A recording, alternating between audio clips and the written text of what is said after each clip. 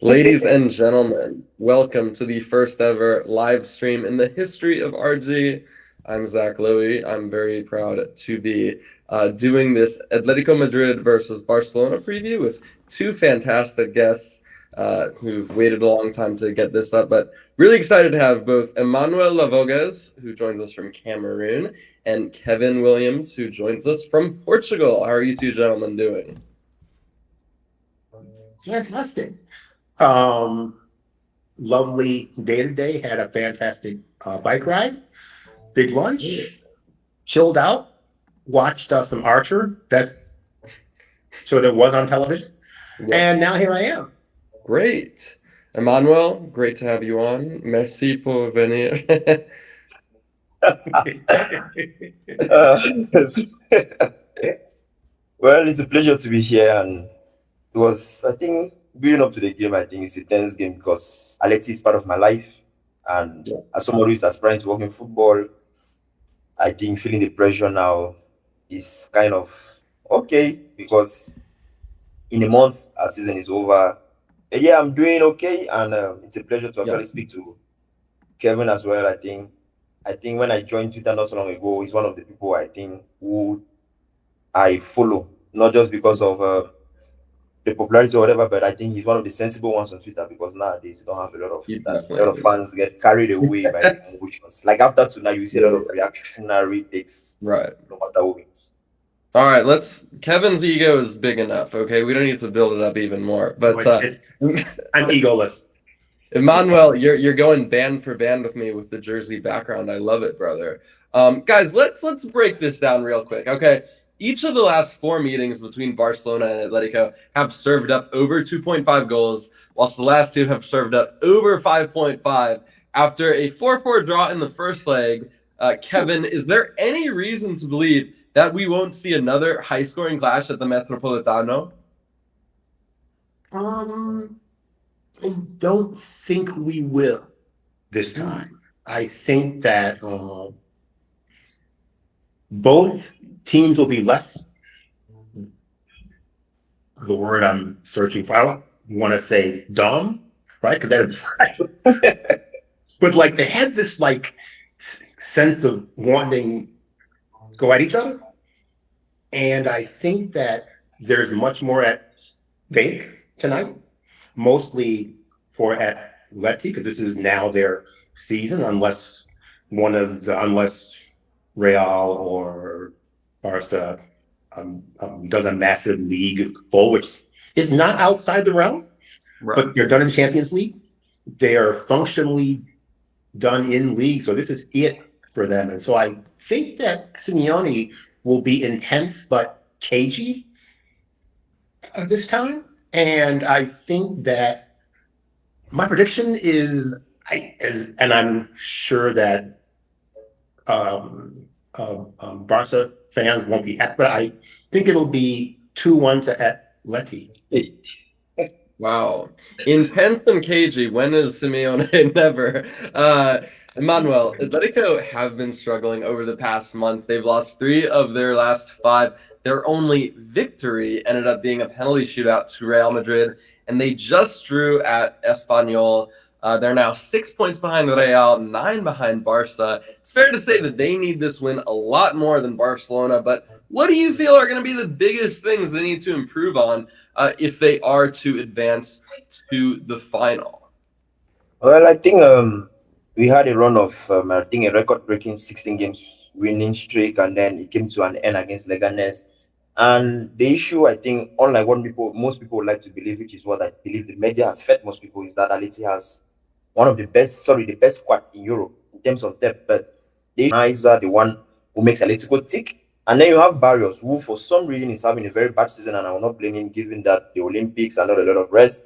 And it's like he's struggling to actually be the successor to Koke because he can't actually dictate games with the ball. He has a lot of like sloppy movements, passes, or body orientation. And then if you go, you have Gallagher, who is a different type of profile. He's not someone where, because now in La Liga, unlike in 2014, most teams know what to expect from Aleti. It's like Aleti are like the protagonists, where they have more majority of the ball. And now having players like Gallagher or Llorente in midfield doesn't do Atleti a lot of justice, because you need guys who can actually thread passes between the lines, but you have runners in behind. So I think Atleti's thin depth is what has actually, in midfield, is what has actually cost them the season. And then the other issue is that Atleti, for some reason, don't want to spend big on defense. For example, we have a player where he's from Barca, and it's like Barca does not want him anymore because he's not of good quality. And then Atleti are basically taking him on loan, and then it's true he has performed well this season, but he's not of that caliber because you still have him making silly mistakes in games.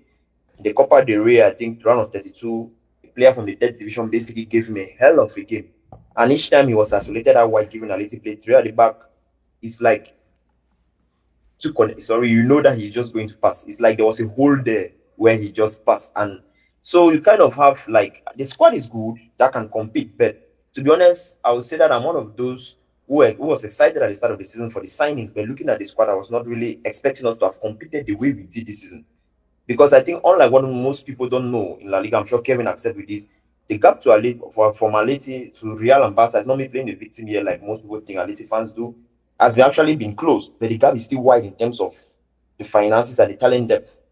And now we have competed a lot, and we are actually convinced a lot of people that we could go all the way, not just in the league, but in the Champions League as well. And this game is basically like you said, a do or die game, where if we don't win, then our season is over.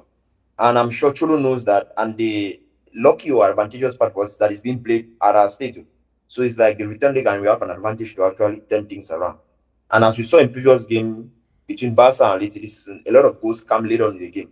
That's due to the fact that for Barca, the defenders are basically tired mentally, given that playing that high line doesn't require just the physical attribute as we have seen with Araujo.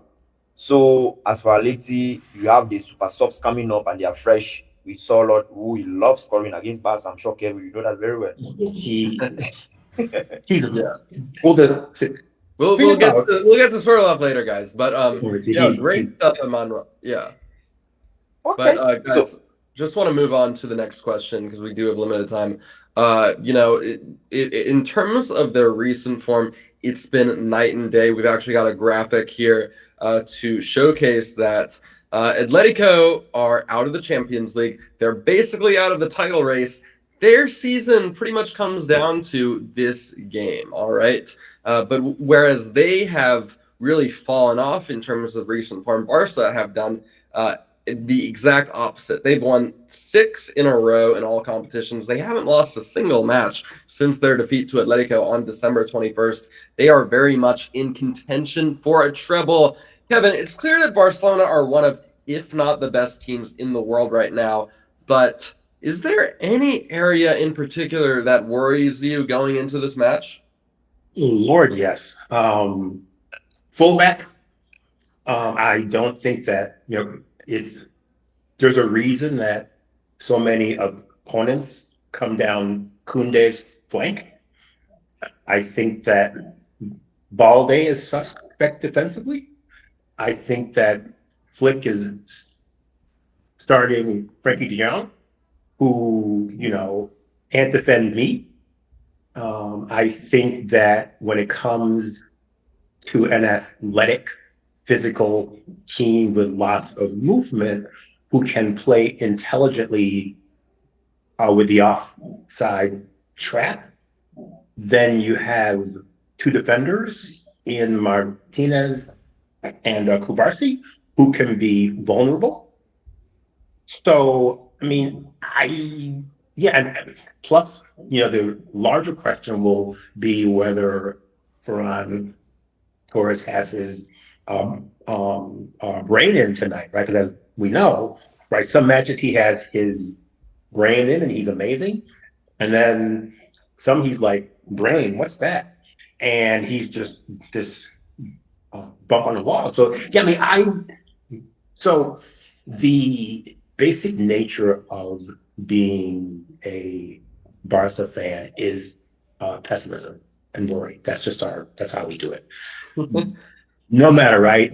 Guardiola, steamrolling the world, doesn't matter. Pessimism and worry. And so, yeah, I always worry about every aspect of the ball, but it's especially fullback because, as we know, wing play will be huge, huge tonight. And that's where I think Atleti has the advantage running at the Barcelona fullbacks.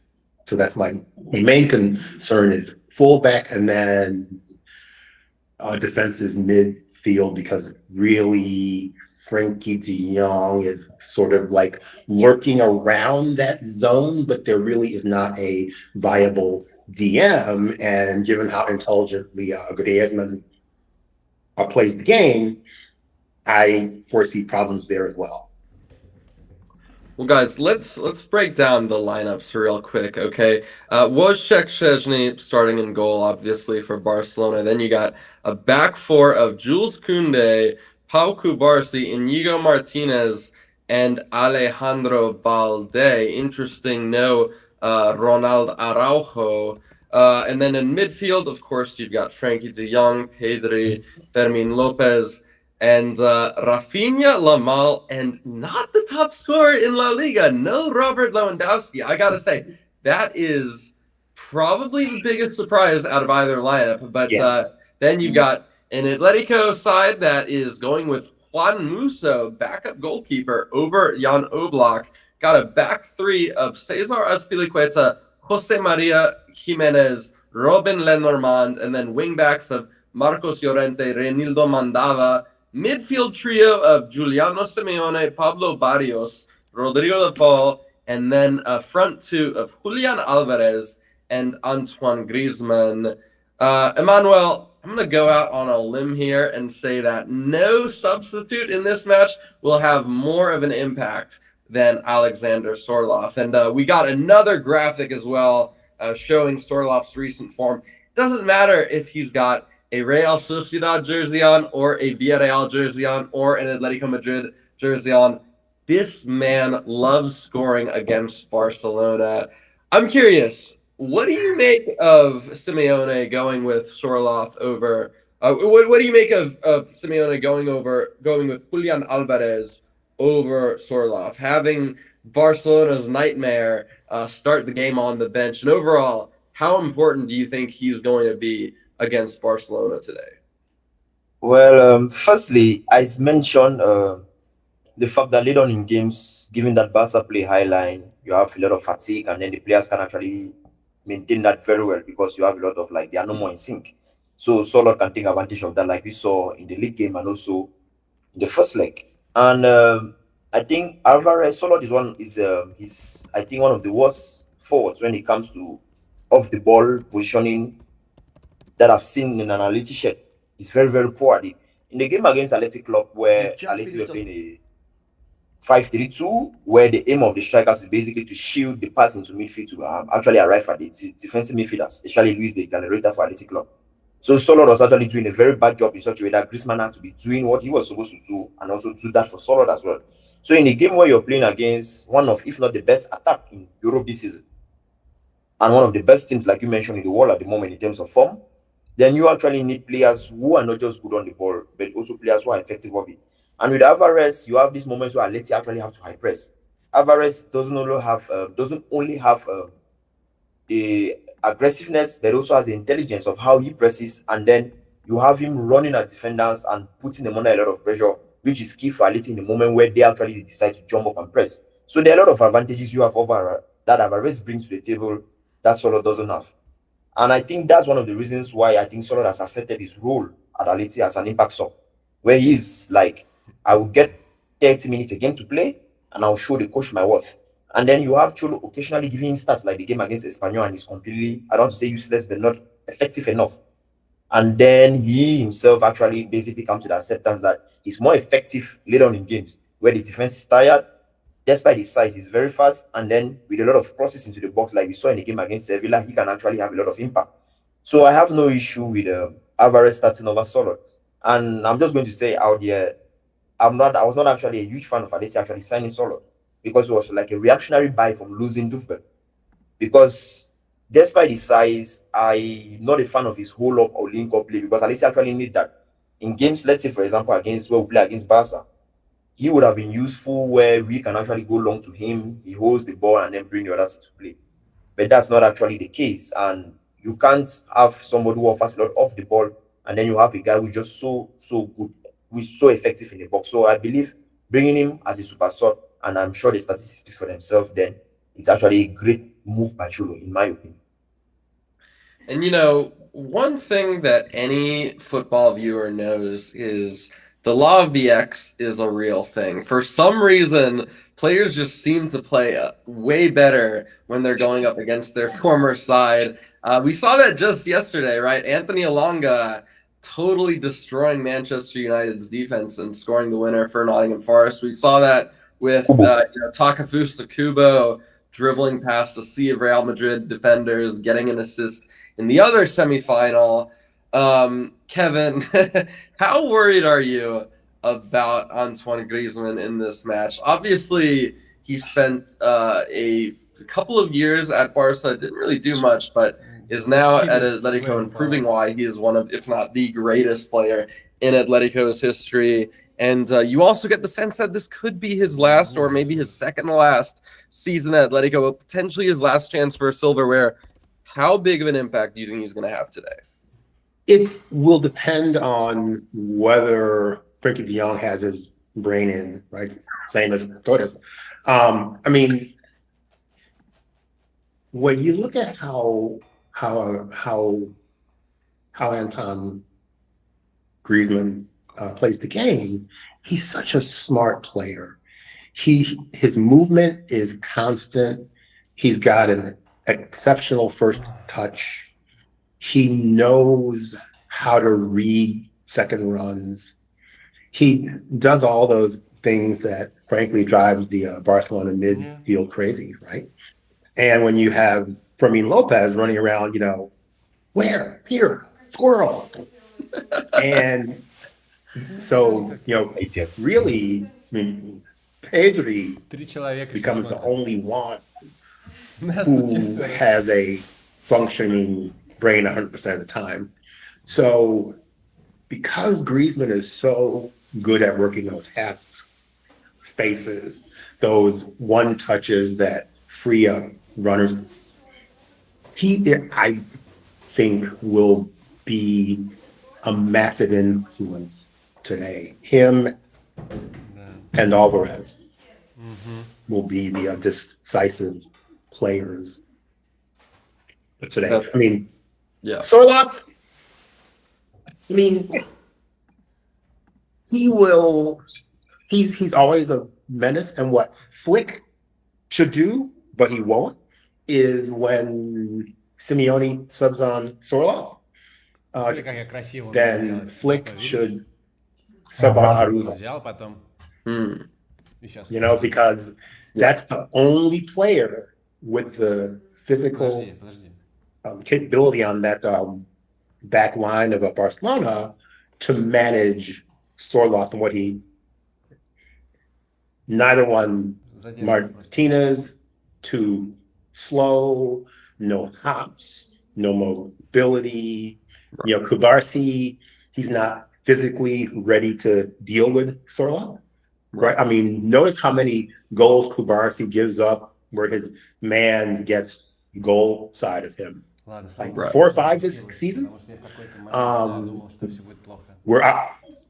Where Big Ronald's like, yeah, it's not going to happen here. Sorry, dude. So we'll see if that sub gets made today, because every time they've not done it, Sorloth has killed Barcelona. Every time. Every time.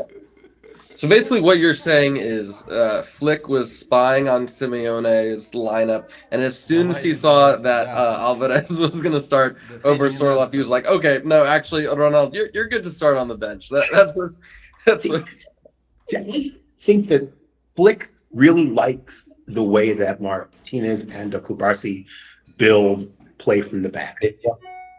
Yeah, I think having 2 players with that kind of fluency, especially without a proper defensive mid to bridge that gap between back line and midfield, you need 2 players who can shape a pass and help the team build from the back.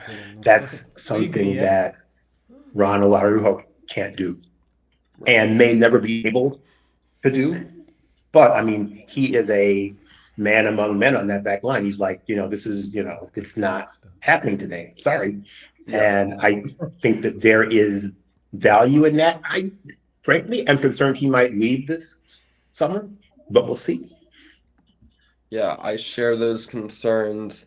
Got another graphic showing you their recent head-to-head form. Obviously, the last few matches between these two sides have been high-scoring affairs, and it's been just 2 weeks since these sides last faced off. Atletico were winning by 2 goals with 20 minutes left, and as they say, two-goal lead is a dangerous league. Barcelona went on to score 4 goals and win 4-2 in the capital. утром. Oops. Покидаешь туда вещи вот так вот. Some random person calling me on Telegram. Apologize. Emmanuel, what do you think are the biggest lessons that Atletico learned from that match, that 4-2 defeat? And overall, are you expecting that defeat to impact Simeone's strategy going into this game? Do you feel like if it's going to be a higher scoring match, then Flick has the better chance of winning, not Simeone? Well, firstly, I would like to say if Araujo is to leave Barca, then I think he will be a good fit for Cholo. And then, because Atletico don't actually have a lot of defenders who can defend 50 meters on that goal. But I'm sure Barca fans will want that.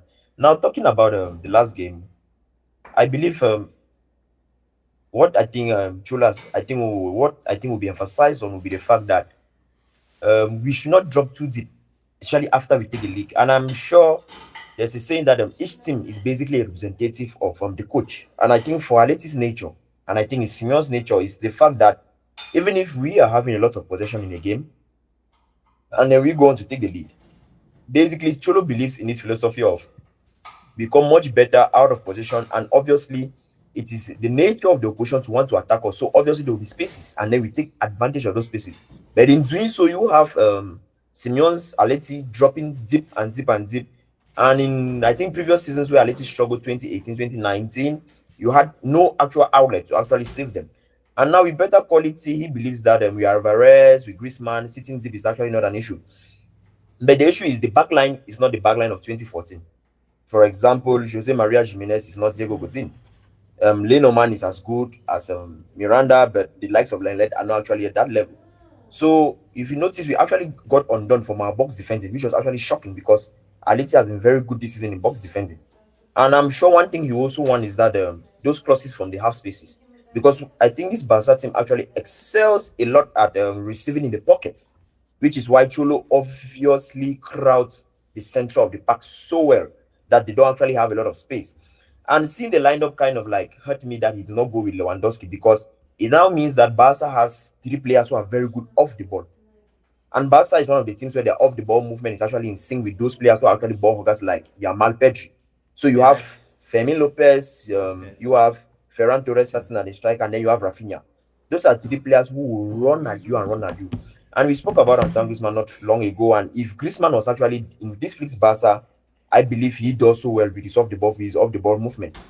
And Absolutely. that's something Barca have not had since Pedro, I believe. So this season they have that in abundance. And that's why if teams sit deep or teams press high, they can still cause them issue because they're not a team who have a lot of, or let's say only ball hoggers. They have players who are very good at attacking space. Rafinha is one of the best in the world at the moment at doing that. Then you have Ferran Torres, who I think since moving to Man City redefined himself, and now he's like the guy who actually senses the danger in the box. So I believe a lot of things Cholo have learned is that you want the team to actually defend better, because I know he knows he has the upper hand in actually the width, like Kevin said, because Ronaldo is playing because you have Yamal starting, and he did a good job against Yamal in the league. And now Aleti attack a lot of the spaces behind Kunde, which is something I'm expecting Flick to actually take care of. And despite the fact that Kevin may not seem to be a fan of Frankie, but I believe in the game against Aleti, he caused a lot of harm in his movement and he won a lot of duels. I just believe Frankie is a player where he's that type of player who suit Real Madrid more than Barca, where he's not limited to a particular position or a role. He's that type of player that I think similar to Pogba, where we more freedom in the movement. What happens now? He has a higher influence on the game. But the sad reality for him is that he's playing in a Barca team who has Pedri. So his responsibility on the ball actually reduces. So, in my opinion, I believe Cholo actually learned a lot, and the aim will be, unlike all Cholo's team when he start big games, to start hot, like be very aggressive from the get go, and he get that early goal, and then we can actually, because I believe Cholo is one of the first coaches who actually found the weakness in Barca's high line, where you have a lot of runners from the second line, unlike most teams. So exactly, and you have this zigzag movement which causes a lot of problem. And I'm sure that's why Kevin was talking about Griezmann a lot, because he was a reason for Barrios' pass for Solot's goal. So you have a lot of things in play, and the sad reality or the bad thing for Aleti is Griezmann is not actually at his best at the moment, and Right. Cholo also talk about that. So we'll be hoping that he comes back to his best, because he knows he might be leaving this summer and he has not won a lot for Aleti. And believe it or not, the only trophy he has won for Aleti are actually European titles. As for domestic trophies, he has none, and he was actually so devastated. That's why in the game against Espanyol, he tried to do more than what he could, like his physical attributes and everything, and he ending up being a deficit for him rather than a positive for the team. So I'm believing he's playing this game, given that this might be my last season. So going out with a trophy, especially given that we might meet Real Madrid in the final, and beating them will be great, because Aleti has a good record in the final, domestic final, not European finals. That hurts. That Yeah, hurts not a big fan. against Real. And Atletico, they have there are a few differences between them, right? Flick, since Diego Simeone took charge in December 2011, Barca have had 10 different managers. Okay, that's one difference. Another difference, pretty similar. Atletico have a lot of players who've been in the capital for a decade or so. Jan Oblak, Koke, Antoine Griezmann, on and off. But I've got an interesting stat for you that I think is going to blow your mind. So it's been 5 years since that 2019-20 COVID season, and the only player from that 2019-20 Barca team that is involved today is Frankie de Jong. On the other hand, Atletico have two players who are going to be involved with Clement Lenglet and Antoine Griezmann, both from that Barca team. Obviously, Lenglet starting on the bench. But of course, with Ter Stegen injured, with other players such as Iñaki Peña, Ansu Fati, Araujo on the bench, there's a good chance we could see more players from that Barca team feature for Atletico than Barcelona. Pretty crazy, if you ask me. But guys, we're approaching the kickoff, so I just want to do a few more questions and wrap this up. Kevin, Barcelona have scored 82 goals in 29 league matches. That's 35 more than Atletico have scored this season. But whilst Barca have the best attack in Spain, Atletico also have the best defensive record with just 23 goals conceded. Do you feel like it's going to be fire and ice, that it's going to be Atletico's defense against Barcelona's attack? And overall, what's your prediction for today? You think this thing gets decided in 90 minutes, 120 minutes, penalty? I mean, as I said, I think it'll be 90 minutes and 2-1 to Letty. I think that a team, it's weird, the whole idea of like mentality, right? And wanting something more than your opponent and having your entire season, basically. I mean, their success will be defined now by the Copa, where Barcelona's like, well, we got Dortmund coming up, and then we got, the league to worry about. And so I think that intangible, which is right difficult to define, but we see it time and time again, will be decisive, unless Simeone goes full Simeone and his teams late in matches tend to retreat. They tend to play to not lose rather than to win. So when you see a 50-50 ball where one of their players can run at and win the ball, late in the match, that player will move back to defend.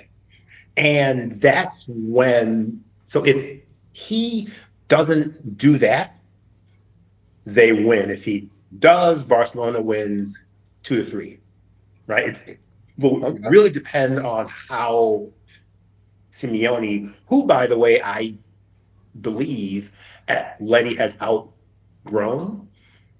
Whoa. I think that they have the talent now that needs a different head space on the bench. And I know it's blasphemy to say that, but he has taken them, I think, as far as he can take them with the mentality that he has. So this, I mean, it won't be his swan song, but I think that Oh, both Barcelona and Madrid are going to get better with signings, with money that lets them sign players. And I think that Simeone will be stuck there in that, like, that, pugnacious, right, third place, getting results, getting enough results to excite, but not enough to be fully victorious. And I think Letty might be at the point, not that they will, where they should be thinking about maybe looking for a new, more dynamic face for that bench. What do you think, man? well, Kevin, to give a reply to your question, I think that has crossed my mind a lot of times, especially when we are slumbering. It's like Cholo needs to evolve. And I don't mean involvement with the ball, because Aliti has been one of the most unpredictable teams in possession this season. What has actually affected them is actually what they do off the ball. And it seems like it is his nature that he believes that he can control games more without the ball than with the ball. And also, the deeper he defends is like, if I have more box defenders, I can actually defend better than the opponent. And I think there's a day that will come that we actually have to say bye to Cholo. But the issue is, I don't trust those in charge enough to make a good decision to actually say I want Cholo to go, because it's like the board are willing to spend, for example, 120 million a striker than even to spend 40 or 50 million a centre back. So it's like the board have what they prioritize, and I believe the board is okay with what Chula has done so far in like building up the team, having more income, more revenue at the end of the day. And it's like Chula has gotten the team to. It's like he saved the management, and the management owe him one. So I basically believe it will be the day that he wants to go that he goes. And as for the management, like I said before, I don't trust them enough, because they have done good. And this summer we have Busero, who is basically will be in charge for the first time in transfers. And I think this will actually show us where the board wants to go to. Because I believe if you give Simeone a competitive team that is well balanced, I believe he challenges Barca and Madrid closer or more than we even saw this season. Because despite the limitations that this squad have, which I think the media, especially in Spain, there have not actually pointed out, which I said earlier in midfield and also in defense, he has actually done a lot. And would I love to see Cholo go? I believe I will say no, because there are moments where I've been excited with how he plays. Like you said, he excites enough, but we don't actually get there. And given the Aliti fans, and given that I started supporting the team in 29, where we're not actually where we are now, looking at where we are now, and then that fear of actually going on a managerial merry-go-round and maybe slumbering to where I see the likes of Valencia, Sevilla, Villarreal, so not Villarreal, Valencia, Sevilla, it kind of says, well, I'm content with Cholo at the moment, and I believe that when we actually arrive at the stage where we can actually, like, the gap with Barca and Madrid, because it's getting closer, but it's still wide. But I believe that we can arrive at a stability financially where we can take certain risks with management, and then it doesn't affect us, because at the moment, if we don't play Champions League football, then that affects a lot on the amount of money or our future success. So I think that's something to take into consideration for Aliti fans when thinking about should Cholo go or should Cholo stay. Final score prediction, Emmanuel? Whoa, I don't want to jinx it, man. Okay, fair enough. Just so you're going with the 4-0 Barca win, I take it. Do a reverse jinx. Okay, I'll take that. Okay, we'll take that. I I am gonna go with a 3-2 Atletico win in extra time. Let's go with goals from Sorloth, Alvarez, Simeone, and on the Barca side, we'll say Rafinha and Inigo Martinez. Why not? Set piece. It's Interesting. going to be interesting, but I'm going with goals. I'm thinking it's going to be an exciting match, and I want to thank both Emmanuel and Kevin so much for coming on. Definitely not the last time we will be having a live stream on RG, and definitely not the last time we'll be having you guys on. Thank you so much. This was an absolute pleasure, and I hope you enjoyed it as much as I did. Yes, absolutely. It's always fun talking to you, Zach. Same goes with you, Kevin. And